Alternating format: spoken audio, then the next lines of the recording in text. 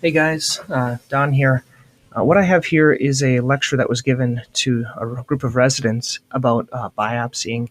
We're going to talk about some practice management aspects in there. Specifically, we're going to talk about using a 2 millimeter punch biopsies, how to kind of prep in your office to make it more efficient, and then some of the billing and coding aspects. There are some regions where the residents are talking. You might not be able to hear everything.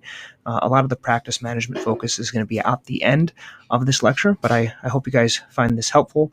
And I also put underneath here the slides for the lecture if you want to look at those slides that I used for the residents.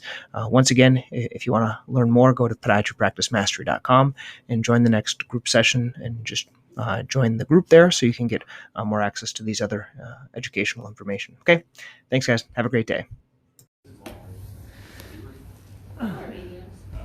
Small or large? I have paused. So. I'm ready. Are you ready? Okay. You want? Are you Liz? Are you good, Liz? No. Okay. Are you like a strict medium? I'm a medium. Well, do you want to be a large or a small today? Liz, I keep getting smaller and smaller. I'm 7 pounds down. I can't help it. No, I can fit into any of the gloves. I'm going to leave this off when I talk. Is that okay? Oh, yeah. You don't care? Well, thank you guys, first of all, for coming. I don't get an opportunity to talk to you. My two main areas that no one ever asked me to talk about, which I really like, if you would ask me, I like practice management. Like, that's my main thing. And then this kind of has a little bit to do. So if you guys ever want more stuff, the problem is right now, you're just focused totally on surgery and nothing on practice management. And that's why no one really asks me till later, till they leave. But if you guys have any questions, I am open. We would love to have people come to our office, but right now with COVID, it's hard. But I think it's really good to visit offices. That's where you can learn the most things. So I hope to bring something about like biopsies. You should think about doing biopsies all the time, and I'll kind of explain why. We're going to go over the technical aspects first. Why do you do biopsies? You're probably seeing atypical appearing lesions. In your clinics, you're probably going to be doing them in the wound clinic to rule out like a in situ sarcoma or carcinoma or squamous cell, like a wound that's not healing. And they always say biopsy, biopsy, biopsy if a wound isn't healing, and that's kind of why you do it. You probably don't do enough of it there if these ones aren't healing. But a lot of times we think we know why it doesn't heal. We think it's just they're walking on it. We need to give it more time, things like that. I typically, the more common ones I do are for atypical lesions, so like things that look like melanomas or look like moles. But if you only leave it at that, you're not going to do that many. So I also do it for things that aren't behaving in the typical fashion, and that would mean like a dermatitis or an eczema that's not responding. Now, a lot of times they don't respond, frankly, because the patients aren't doing what we tell them. That's the biggest reason. But that's very, very common. You just think that you're going to prescribe a cream and they're going to use it, and they typically don't use it. So atypical. And then like progressive stuff that you can't explain. Let's go into this. This is just an example of my practice. And I asked them, I pulled up the numbers of like what malignancies I had since I kind of started. And so there's not a ton of them, but you can see a lot of them are like malignant melanomas, carcinoma in situ, carcinoma, and things like that. So some of those are dangerous, some of those aren't. The malignant melanomas, certainly you guys all know that are dangerous, and I haven't had anyone have to have an amputation because of it, but it's something that you're going to be seeing. And if you go to any of the lectures about like pica, they say the biggest reason we get sued is because we're not biopsying enough. So you're never going to get sued for biopsying too much, or it's going to be really hard. You're probably not going to do that, but you're probably going to get in trouble if you don't biopsy enough. So let's talk about the most common one. I do this. Have you heard of the rule, the 80-20 rule? So the 80-20 rule means like 80% of the time you do something, and 80% of success comes from 20% of the habits. Okay, so 80% of the biopsies I do are this one to find out what I do. This is what I typically do. This is my standard. This is really easy. It's called a punch biopsy. Have you guys ever done a punch biopsy? You have like the 4 millimeter ones, right? You've done one. You just did one today. Did one today. Okay, so I think this is by far the easiest one. I first want to talk about how I do it. I do it to evaluate the dermis. I do 2 2mm punches, okay, versus 1 4mm punch. And you can do it to use to evaluate a smaller part of a larger lesion, okay? Any idea why you would do 2 2mm versus 1 4mm? Maybe like a portion of the lesion. You can do 2 portions of a lesion. Mm-hmm. Any other thoughts? Well, depending on what you're looking at, it could give you like an assessment of depth or something like that, but I guess that's A 4 would do it too. Giving different areas. Yep. How about in terms of like post-operative care? What do you typically, let's say you're doing it of a dermatitis or a vasculitis or something like that? Are you worried about like skin flora contamination on the surface? Not really, not really. What do you have to do after you do a 4mm punch in you? What would you do? You would do a suture. And what do you do with a 2mm? Nothing. Okay, that's the main reason. Okay, the main reason because I don't have to do anything after a 2mm and you have to throw a suture every time you do a 4mm. That's the first thing. Second is that a 4mm, I think it theoretically it'll heal quicker with 2 2mm. Okay, it'll be just like a little punch, little dots, and I'll show you guys. I brought a couple of 2mm to show what it's like. That's another reason I do it. Third reason, if we're talking practice management, you get 2 biopsies. You can bill for 2 biopsies. I know that's not the main reason, but that's another reason. The main reason I like to do it is because it's quicker. I just say I'm going to take 2 little pieces. They heal in 3 to 4 days real quick, and I don't need to do a suture. That's why I do 2 2mm. That's how I was taught. Makes it a lot easier.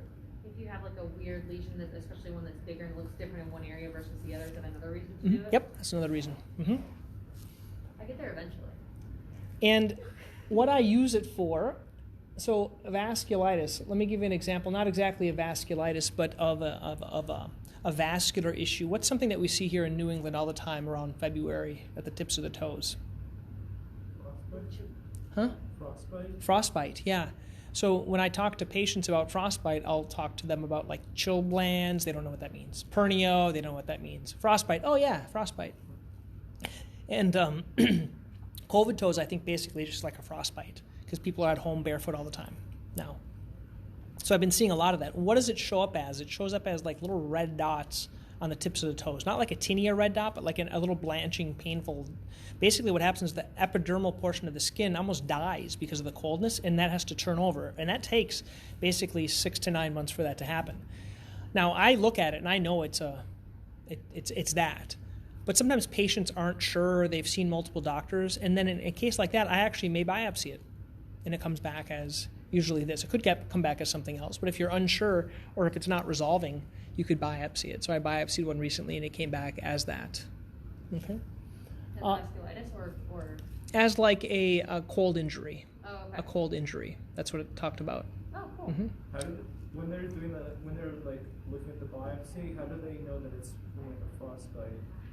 That's something you'd have to ask them. I just look at the results. I was going to ask You the like same give them like question. a history? I do. I say it might be chilblains or a cold injury or something like that. I also have an opportunity. I can take a picture and upload it to their whatever that portal Site or thing whatever is it at the lab that I use. So you can, for some like especially questionable cancers, I do that for. I'll take a picture of it. For the Call Dr. Chen tomorrow. For the dermatitis, for the tinea, would you look at lesions that might have more depth versus just like superficial dermatitis or tinea? Yeah. So let's talk about tinea. A lot of times we think things are tinea, and it very rarely is tinea. It's normally dermatitis or eczema. If you're gonna be a betting man or a betting woman, you're gonna bet on doing a steroid versus an antifungal. Okay, like a clobetasol. I do that all day long versus like a ketoconazole. I'll start with a steroid. With a tinea, if you have that moccasin distribution, that would be something you could start. So this is what I talk about when we'll get into how we do this. You start with something, and if that doesn't improve, it's either because they're not doing it, they're going to get a biopsy, or if it's getting better, I'm not going to do a biopsy. But if it's not getting better, I'll biopsy them when they come back. I'm not just going to try something else or try more of the same. I'll explain the wording of how I use biopsies with the patients. And then in terms of dermatitis, there's a lot of different ways. I usually do like where there's a cluster where there's a redness, or wherever there's where it's kind of, if it's spreading, I'll take the spreading edge of it. You want the new stuff versus the old stuff. That's what I do in terms of dermatitis. But I do a lot of a lot for me would probably be maybe 3 biopsies a month. Okay, that's not a lot. It's probably more than most, but it's not a lot. Verrucous lesions, I don't biopsy every wart. I do not. Okay, I send every wart that I remove. Anything I remove, I'll send it to the pathologist. So I'll send it, but I'm not going to be biopsying. But if something isn't responding, I sometimes might biopsy it. There could be other things that could be there. I don't do a lot of wart biopsies. Neoplasms, I especially do things that are growing, getting bigger. Pigmented lesions, I do pigmented lesions with a kind of a, you look for the irregular border, irregular coloration, things like that. And then ulcers, if they're not healing, you can biopsy them. Some tips for punch biopsying, and we're going to do that. Basically, you go straight down, you punch it down, and occasionally when I go down, I'll go down and I'll twist it to the side so it'll cut it.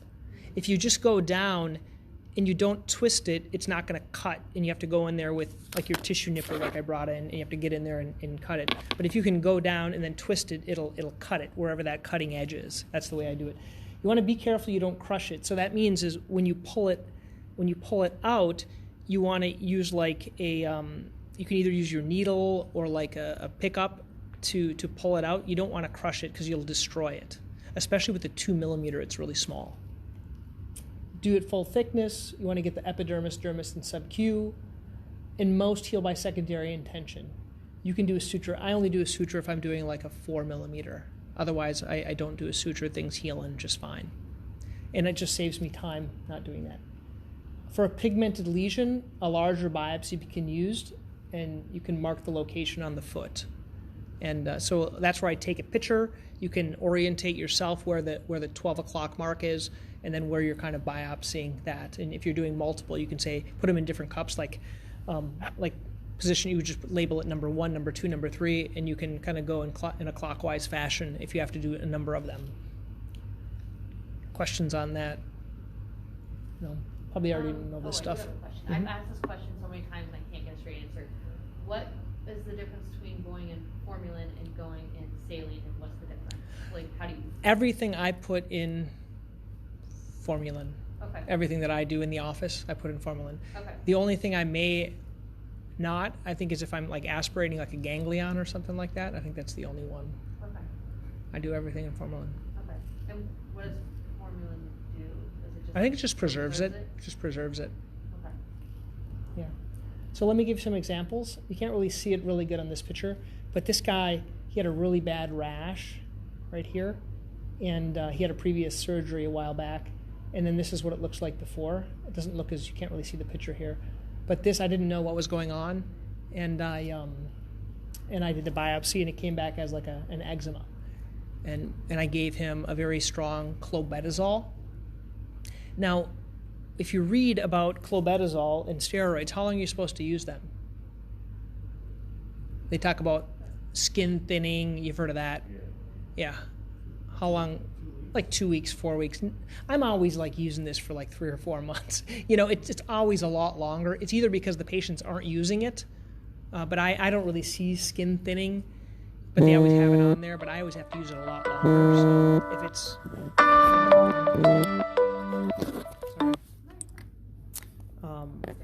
yeah.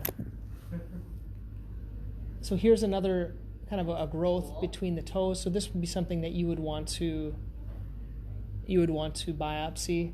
It came back as a squamous cell carcinoma. Cool. Okay, kind of that extension in there. And all the pictures that you're showing are ones you do a punch biopsy for. Yeah. Here's one as well, just on the top of the foot. It came back as a carcinoma. These are the weird ones. The carcinomas are pretty benign. You kind of look at it and just looks like old person skin, like flaky, gross skin, like they're not very good hygiene. but that's what that is. And when you took that biopsy, you took it at like the edge, say at like the 7 o'clock or something? Yeah, I would just do it right in there. I would do one there and one there, and do two of them.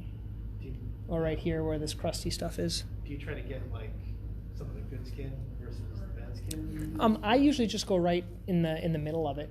I'll get like the edge of it. I'll go right there, and maybe right in the center, another little part. I don't take any good skin. I'm not doing pieces that are that big. It's never really been an issue. I hear about that. I think if you're doing bigger ones, like, and you're worried about like, sizing and stuff. yeah. I think on at least on our pathology rotation, like Dr. Chen was talking about, like having like a area of transition to see like how things like look good and then bad tissue. Like what So if you're doing that's what they want. yeah, if you're doing a bigger one, yeah, you can do that. The area of transition, that would be like a 4 millimeter punch. Yeah. I talked about that when I was a student. Like we have a guy who's like super into wound care and does all the crazy wounds and stuff like that. He does all the zebras, and so he was saying that like you take half good skin at the border and then the other half, you know, the edge or whatever, and then he's like you take a second one in the middle, and where it's like that's what he does. And then of course I go somewhere else and they're like, no, you just take it right in the middle, and I'm like, oh my god. I think you just have to figure out whatever you're doing it for. I'm not doing it I don't do any wound like biopsies. All these are like dermatitises for me, like eczemas and stuff like that. That's what I'm doing it mostly for. And the weird thing is I think a lot of times I do these only because they're not using what I tell them. It's funny, you think patients would be compliant, but I don't think they are. We don't realize how uncompliant our patients are. Well, I'm So- not very compliant if the doctor tells me to do something. So the anterior leg region, once again, kind of looks like a weird, like a nummular type of lesion there. Came back as a carcinoma. Another one came back as a squamous cell carcinoma. Once again, it just kind of looks funky, not like a bad wound. This one came back, the typical melanoma type of look. This is a dyshydrotic eczema, like a really bad eczema. These can look really, really bad, can kind of be bullous and things like that. That sucks. Once again, I see this a lot when you're doing an ingrown toenail procedure for children, and then you put on the tape or even the phenol or the sodium hydroxide or something on there. come in like the silk tape allergy. Yeah, and it could be an allergy, and so then you have to, you not only take care of the ingrown toenail, but now you're going to take care of the dermatitis afterwards. So if they come in, sorry, just a practice management question. If they come in, you did a PNA, and then they come in with is that considered a new complaint or a? It's considered a new one, yeah. We're not getting dinged yet on stuff that we cause in my private, not like the hospital. Right. But it's not really you caused it. It's just it was caused by the adhesive, and then you could do a established patient visit with a new problem, which would be like this, and then you would start one on a steroid, and if it's not getting better, you would, I probably wouldn't biopsy it because you know what it is. If it's right where the tape was. it's right where the tape was. Carpocysarcoma. Okay, so we talked about. That's the punch. That's what I do, once again, 99% of the time in my practice. You just nub it up around Yep. before you do the And that's what I was gonna show you guys. Let me just go a couple of these ones quick, and then we'll spend time showing the punch. Okay. Oh, before I forget, I did bring what I do in my office is so the way it works is I say, to my staff, I crack the door and I say I'm going to do a biopsy, and I need 1 cc of Lido with epi. That's what I use, except in the toes. I'll use 1 cc of Lido with epi, unless I'm doing like a wart excision. But most biopsies, 1 cc Lido. Okay, so what they do is they grab these 1 cc tuberculin syringes. Okay, why 1 cc? Because that's all I really need, and it has a really small needle. Okay, so I just go right under there, boop. It takes me literally, so the reason people don't do biopsies is because they think it takes a long time. My staff comes in, they give me this, I numb it up, and I do the biopsy instantly. Like I don't wait, because it's numb. And I do 2 punches, put it in my little container, put a little gauze and a Band-Aid, and you're done. So the main reason people don't do biopsies is because they take time. They really don't. I just ask for the 1 cc, and my staff does the rest. They kind of do the consent, they fill out all the requisitions and all that other stuff. They're usually taking pictures before, but that's the key. Just you have to train your staff how to do it so it's easy. If I had to go pull this up every time, or if I had to, fill out the requisition, I probably wouldn't do it as much. Curette, the only things I don't use curette that much. You don't have to use this curette. You just use the curette that you got sitting in your office. I do that more for erythrasma or like a tinea between the toes, and you don't need any anesthesia. It's kind of hard for them to evaluate it because you might just get some yuck between the toes. But I just scrape it occasionally, and I also have a Woods lamp. That's something really cheap to buy online. You just close the door, turn the lights off, turn it. If it looks fluorescent, then you kind of know you have erythrasma in there. And but if you're unsure, you can just scrape it between there, and it'll say what it is. This isn't really exciting stuff. This isn't like surgery, but this is what pays the bills for you guys. So here's an example of like a tinea. So something like this, you could just curette off a piece of that in there. Like a scrape. And just a scrape. Yep, a curette. Yep, you can curette off some of this stuff right there. That's a psoriasis. And so if you don't want to do a big punch, you could just scrape some of that stuff off. Between the toes, that white stuff between the toes, you can just scrape that and put that into the formalin as well. Do you ever just like kind of clean that, like you take like a little gauze? Just, Yep, like, you can clean it out. Clean it up a little bit and then I've never sent it. I usually curette it and then I'll clean it out. Oh, okay. Yep. Shave biopsy, you can either use these special cute little shaves right here, or you can just use a 15 blade. It's a little bit easier with this. Basically, you use it to shave off the lesion, like a papule or macula, something that's large, and you can send it out. Once again, same thing. Give me 1 cc Lido with Epi, put it underneath there, and just shave it right off. You can remove it. You can usually do a larger area than a punch. That's the benefit, and it works for lesions that are elevated. I don't do shaves that often. You know, if I had something that was sticking out, I might want to shave it and figure out what it is. I just don't do it. So like in planus. What if you had a large lesion with multiple lobules? Yeah, if there was a large lesion with multiple lobules, I would probably do just a couple of different punches. That's just easier for me, unless it's elevated lesions and I want to remove them. Usually, you're doing complete excisions with the saucerization. You're just excising the complete thing. The only thing I really completely excise is a wart, and I can't get deep enough with that. I need to do it a different way for the wart. I don't do that often. This is something that you'll probably do a lot of. And this is something that would be nice for you to get comfortable with how to do. A nail biopsy. This is the one that dermatologists don't like to do this, so they send them over to you to do them. Okay, I'll give you the hard way and then the easy way. Okay. Once again, this is not used to sample for nail fungus. If you want to go to jail, you can sample for nail fungus this way, but this is not. Some people will say, oh, you just have to be aggressive and make it bleed a little bit. Well, it's not an ethical way of doing it. I do take nail samples for everyone I'm treating fungus, but I do not consider that a biopsy. Okay? I just send it for path to verify that they have a fungus. Okay? It can be done with a simple... And then you just send the clippings, right? Like you Yep. just clip and then send it off, and then they Yep. do culture sensitivity and... So let's talk about that.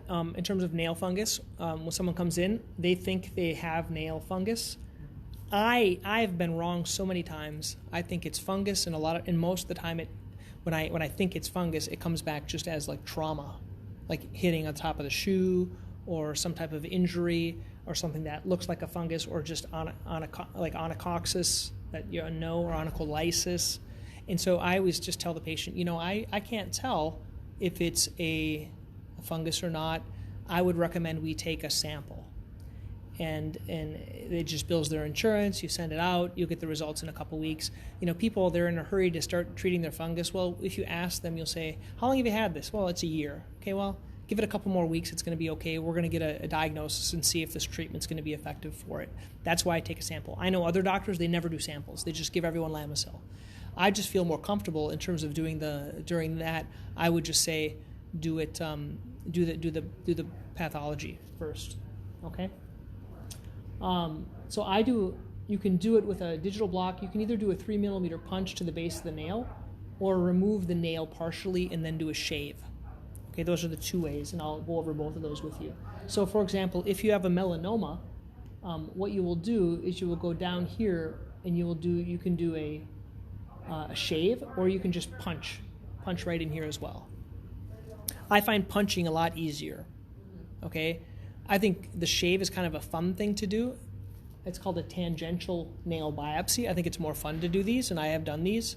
Basically what you do is at the base of the nail, you make an incision right here, you flip it back, and you shave the area right there.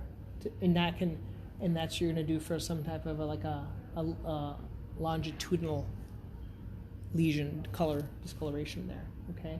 That's how you do that. That's pretty easy to do. Then you do a couple of sutures on the sides, okay? I've done it maybe twice in the office. I usually need an assistant to help me with that, okay? Here is another example of a punch biopsy. It's a 3 millimeter punch that I do at the base. You want to go talk to them, Liz, and just say you've reserved it, to verify you have? Here's a punch basically with this one. When I did it, it was further back at the area of discoloration, and I'll just do a little bit of a 3 millimeter punch in there. Once again, I'll numb the toe and I'll punch it. The problem once you punch it is to get the toenail out of it. It sometimes can be hard, so you want to save your needle and use the needle to kind of, because sometimes things get stuck in these punches that you do, and so you have to kind of finagle it out. Okay? And then as this grows out, it could change the nail appearance, but usually it doesn't. And that's why I find the punch is a lot easier if you're going to do it. But you could also just cut it and then do a shave at the base. Usually it doesn't affect the nail growth. There's a lot of, Markinson has a lot of good lectures on this at most conferences. And so it's something that you should get comfortable with how to do. Needle aspiration. So you can either do it, this is the CPT, with imaging or without imaging. That would mean ultrasound.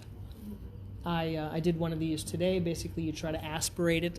What I do, so the way I do it is I have a 3 cc syringe of my cortisone. It has lidocaine and cortisone in it. I'll use that actual substance sub-Q to numb up the area. Then I'll get a different syringe with like an 18 gauge. I'll try to aspirate it out, all the stuff in there. And then I'll go back to the other syringe, and then after I've aspirated, I'll fill it back up with the cortisone to try to shrink it down. Whether that works or not, I don't know. But I try it. And then I'll wrap it really tight with Coban. That's what I do for most ganglion. Some things, though, you try to evaluate. It could be a mass, lipoma, ganglion. If you can't get anything out, if you only get blood, what you can do is you can flush it. Flush it with the formaldehyde, and you kind of, or saline, whichever container you're putting it in. That way, you get all the cells out of there.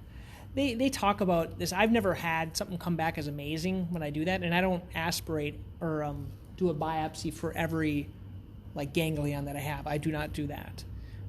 But certain things I might try to, because I'm not sure what it is. If it's growing fast, I'll aspirate it. If I can't get anything, then I'll flush it. Basically, what you mean by flushing it, and I just do it in the saline jar, this formaldehyde jar. I open it up. When you're talking about flushing, is I pull out the liquid, and I push the liquid back in. That's what I mean by flushing it. So if I probably had some contents in that needle, so I'll pull it out and then push it back in. That's how you flush it. Okay? And you would just do that right in your specimen, and you say, and they'll look for some stuff in there. Once again, as you're doing it, I think you've done this before, but you create the back pressure. Try to go in different quadrants, and I use it. We have an ultrasound there, and I'll just kind of, I was doing one today, I couldn't get anything out of it. And it didn't look like a fibroma on the ultrasound. It looked like a ganglion, but it may have been like a lipoma or something else that I couldn't aspirate. And then quickly, because you guys get this question all the time here at the hospital, the incisional versus an excisional biopsy. An excisional removes the whole thing, okay? An incisional is a partial sample of it, okay? So you can take the whole thing with a punch or an ellipse, or you can just take a part of a bigger lesion. I just wanted to cover that because I think you guys get that question. I really appreciate that. I just put it in my note. I'm like, okay, Because they're always going to come back and ask you which one it is. There's also incisional versus excisional breathing too. Yep. So basically, did you do breathe the entire lesion or just part of it? Yeah. And then I wanted to give you some practice management tips in terms of efficiency. Have the instruments, containers in the treatment rooms. I have all the 2 millimeter punches. I have these little thingies for formaldehyde, and I have these little bags. And this is what I use for my dry nail specimens. This is the only thing I use this for. So when I cut a nail, I put it in there, I put their first name, and my staff does the rest. Same thing here. I just put their name on here, and the staff does the rest. It automatically pulls up an order in my EMR, but all this is in here. The only thing I ask them for is 1 cc of Vita with epi, okay? And my staff gets the consent. I just apply gauze with a Band-Aid, and you have to have some preset biopsy instructions, and you just give it to them. Same thing for nail instructions. In terms of revenue production, you get the procedure code. So it may add maybe $60 or $100 to a visit. You also get your 2-week follow-up where you see them back in, and that's an office visit. And then I also send the note, and I tell the referring provider, and I also send them a copy automatically, not automatically, but my staff does it, all my ABIs or all my biopsy results, I send it to them. It's just good practice building because they want to know what's going on. Also, for talking to patients, I usually try initial treatment. I don't jump to like doing a biopsy on everyone. I don't want you to think you should do that. But if if they've come already from like a dermatologist, a lot of times they come in, they've seen a dermatologist or their primary care, they've tried a steroid cream, an antifungal cream, it's not working. That's when I'll say, well, you've tried these things, I think we should biopsy it. And a lot of it has to do with your confidence level. If you're unsure, they're going to be unsure if they want you to do it. If you're sure, and this is what takes practice, if you're sure, then they're going to let you do it. And so a lot of it and this is something you're going to find out, a lot of what you recommend is based on your confidence level of it. Okay? Oh, yeah, sure. Are you sure I need to do it? Like, you need to guide them. I was listening to a lecture recently. Basically, everyone is looking for a place to reinsert their umbilical cord. They want to be led. Like the patients, they want to be guided by you, and that's what we have to guide them. And I think you're very confident at guiding them towards, for example, surgery when it's the right time. But you may not be as confident to guide them towards a biopsy or guide them towards doing an orthotic or guide them towards some other type of a procedure. Because one way of saying, we could try this. What type of confidence does that produce in you? No. What we say is, in your case, Mrs. Jones, this is the best thing for you. This is what you need to do. You say, instead of saying, what do you think? You say, how does that sound? Okay, I know it's a little thing with words, but when you say, how does that sound? Oh, it sounds good. Versus, what do you think? Well, they're gonna, they can go either way. Well, that's when I start thinking. Yeah. Well, and they've thought enough to come and see you. It's not that you're trying to pull anything over on them. You have to expedite their decision making, and they're looking to be guided to a proper decision. Okay. And so it's best to verify what you have. So, Mrs. Jones, I'm not sure what you have in your skin, but it would be best to determine what this is before starting treatment. I can easily take a skin sample today that will help us determine what you have, and then we can start treatment. Real easy, real simple. I think these scripts are really important as you're in the clinics with the doctors. I would even write them down of how different people explain like plantar fasciitis or explain wounds or there's different ways that you explain things. And I think that's really, really important. Okay. So some of the common questions patients are going to have, can't you just tell by looking at it? Sometimes you can. Sometimes you think you can, but not always. And I've been wrong a lot of times. That's why I do a biopsy. Can we just try something else first? You can try something, but we have to determine, what are we going to give it? Are we going to give it 2 weeks, 4 weeks, 6 weeks? You have to determine, let's give a decent amount of time, and then we're going to do the biopsy. Do you think I have cancer? I always tell them, no. I don't do it. I'm mostly wrong with cancer than I am right, thankfully. If it is cancer, I will call you on the phone. Otherwise, I'll just review it next time with you. So if it's cancer, they tend to the pathologist calls you, and then you call the patient, and then you refer to an oncologist if you don't feel comfortable dealing with whatever needs to be done. Okay. And then, isn't the thick nail always fungus? No. It can be a lot of other things. That's why it's not always fungus. If you wanted to try starting treatment, you can, but you have to be aware a lot of times you're wrong. Okay. Questions? Hopefully that was helpful. Yeah. For that second question, Mm-hmm. like, can we try something else? I feel like if you're at the point of biopsy, like you said, it's either they come from somewhere else and the workup's already been done to a point where it's like, okay, like we need to find out what this is with the biopsy. Yeah. Or you've done stuff already to get to the point where you need to do the biopsy? Yeah, you're usually trying stuff before. Patients are very, very slow at making decisions. And they're afraid of like what could, like the actual procedure, just like an ingrown toenail or a cortisone injection or anything.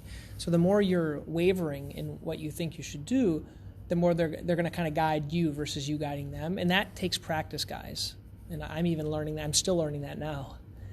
But you have to kind of say, like when you see a paronychia, we have to remove this. Like there's no, can we try soaking it more? No. We have to do it. So same thing with these things. I know it's not to that same level, but I think we have to expedite the treatments for them. And they've usually done other stuff, and yeah. And so you just kind of do it quick. Don't do like me, though. I used to have I don't know if you know, I used to do magic. I used to be a magician, yeah. Before I juggled in magic shows, and that was my favorite thing. I wanted to be professional. This is my backup gig. But I used to have this special shirt where I had these hidden pockets. And when I started podiatry, I made some hidden pockets, and I put my injections in there. And so I used to go because I didn't want the patients to see the injections, sitting out of my pocket. So I had them sitting in there. But sometimes, like the patients said, "God, where did you even get that?" I just it was already in their toe, super fast. I used to ask them, but right when they said yes, I just had it right there. So I don't do that anymore. Because my staff got upset at me because I left them in my hidden pocket too long. So now we keep them away, and I ask for when I need them. They don't give them to me anymore. So what's your favorite magic trick? Oh, I like a lot of I like David Copperfield. He is my favorite, but I like David Blaine. Penn and Teller are really funny too.